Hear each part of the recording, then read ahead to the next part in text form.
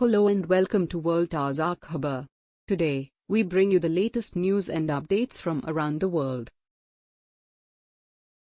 There were hugs and warm greetings after more than 200 political prisoners were released to the U.S. from Nicaragua on Thursday. Among them, 5 former presidential hopefuls, including Juan Sebastian Chamorro. Thank you very much. Now, he has one thing on his mind. Meet my wife, see my daughter for the first time in a year and a half. It crossed my mind, but it never crossed my mind that it was going to happen right now. I thought this was going to take longer. Earlier in the day, crowds gathered at a Washington area airport to try give a warm welcome. Washington called the release a constructive step towards improving human rights. In Nicaragua, it was framed differently, with the judge describing the 222 prisoners as traitors that had been deported. Ortega has jailed dozens of political opponents, journalists, and religious figures in recent years, including before his 2021 re-election, which the U.S. denounced as a sham. Ortega's government did not ask for anything in return, according to a U.S. official, who added the government hoped to improve frosty relations with Washington. The Biden administration said the prisoners were being allowed in on emergency humanitarian grounds.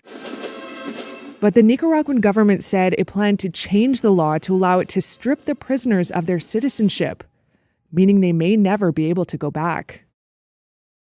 More than 200 Nicaraguan political prisoners were freed and flown to the United States on Thursday, including dozens of prominent government critics jailed in President Daniel Ortega's fierce crackdown on dissent over recent years.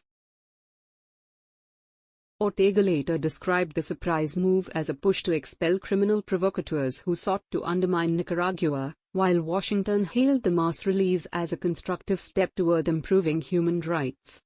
The released political prisoners include 5 former presidential hopefuls who sought to defeat Ortega at the polls in 2021 only to be jailed in an unprecedented dragnet and criminalizing of political dissent in the Central American country. Flanked by top security officials and seated in front of national and ruling party flags, Ortega in his televised remarks reiterated his view that all the prisoners sought to undermine national sovereignty, deriding them as agents of foreign powers. Let them have their mercenaries, he said. Earlier on Thursday, a Nicaraguan judge and Ortega loyalist denounced the released prisoners as traitors who had been deported. Crowds of overjoyed people waited to greet loved ones at Dulles International Airport near Washington, waving flags and chanting "Free." A U.S. official told Reuters that Managua's goal was to show its desire to improve relations with Washington that have long been strained. In his remarks, Ortega insisted he did not negotiate anything with U.S. officials ahead of the release, including the lifting of economic sanctions.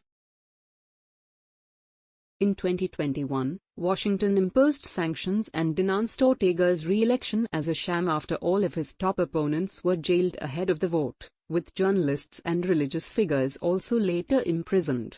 U.S. Secretary of State Antony Blinken said in a statement that the release marks a constructive step towards addressing human rights abuses in the country and opens the door to further dialogue between the United States and Nicaragua regarding issues of concern. The released prisoners will be allowed to enter the United States on emergency humanitarian grounds, the administration of President Joe Biden said in a note to Congress. Attacks against sovereignty. Ortega's allies in Congress plan to change the law to allow officials to strip the freed prisoners of their citizenship, which would effectively close off any future plans they might have of returning home someday. Among those freed were former presidential candidates Juan Sebastian Chamorro, Felix Mardiaga, Miguel Mora, Medado Mairena, and Arturo Cruz, as well as prominent student activist Lester Aleman, a Nicaraguan judicial document showed. Blinken said dual citizen prominent businessman Michael Healy, who had been given a 13-year prison sentence, was also released.